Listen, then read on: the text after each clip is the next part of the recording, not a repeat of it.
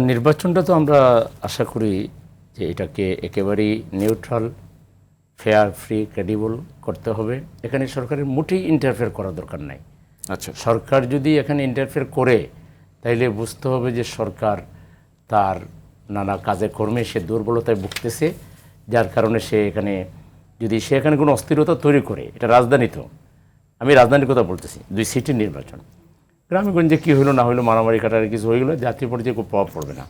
কিন্তু রাজধানীতে যদি কোনো উল্টাপাল্টা হয় তাইলে এটার প্রভাব কিন্তু বড় আকারে প্রভাব পড়বে। কারণ সারা দুনিয়ার কূটনীতিকরা এখানে আছে, সাংবাদিকরা আছে, সবার খবর আছে। ফলে এখানে আমরা যেটা জাতীয় নির্বাচনে দেখেছি যে রেজাল্ট হঠাৎ করে প্রকাশ করা, সরকারি অ্যাপ বন্ধ হয়ে গেল, তারপরে অনেক জায়গায় যে সব একটু এলোমেলো হয়েছে, ওইটা জাতীয় নির্বাচনে বুঝলাম সরকার গঠন না গঠনের একটা ব্যাপার স্যাপার মরিয়া হয়ে করলেন। এখানে আপনার সরকারি দল পাশ করুক আর বিরোধী দল পাশ করুক, সরকার পতনের কোনো ইস্যু নাই, সরকার গঠনের কোনো ইস্যু নেই। এই ধরনের নির্বাচনে সরকার কোনো ইন্টারফেয়ার করবে না, এবং যাদেরকে সচিব টচিব বিভিন্ন নির্বাচনী কাজে দায়িত্ব দিছে একদম নিউট্রাল লোকদেরকে দিবে, যাতে সরকারের ক্রেডিবিলিটি বাড়ে। এবং আদার দেন সরকার কিন্তু বড় ধরনের চ্যালেঞ্জের মুখে পড়বে, এটা আমি বলে রাখলাম। 2 নম্বর হলো যে আমরা যদি আল্লাহর রহমতে, আল্লাহর ইচ্ছায় জনগণের সমর্থন পাই, তাইলে আমরা এই ঢাকা শহরটাকে আমরা গড়ে তুলতে চাই।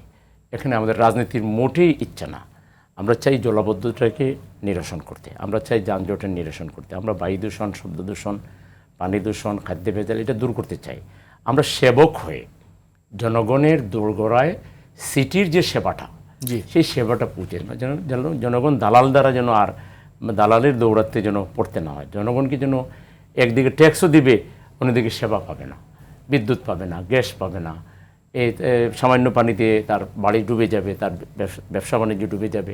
আমরা এই দৃশ্য আর দেখতে চাই না। আমরা চাই এই শহরকে বায়ু দূষণ মুক্ত, শব্দ দূষণ মুক্ত, পানির সমস্যা, আমরা একটা আদর্শ শহর হিসেবে একটা সেবা করতে চাই। একদমই রাজনীতির কোনো রয়ের চিহ্ন এখানে থাকবে না। আমরা সরকারেরও সহযোগিতা চাইব, জনগণের সহযোগিতা নিব, সবাই মিলে। ওই রোনা ভারতের রোনা, মানে বলতেছি রাজনীতি এখানে আমরা ঢুকাইতে চাই না। আমরা একজন মানুষের সেবক হয়ে সরকারের সহযোগিতা এবং আমরা সকল দলের সহযোগিতা এবং যারা প্রতিদ্বন্দ্বী প্রার্থী থাকবেন তাদেরকে সাথে নিয়ে আমরা একসাথে।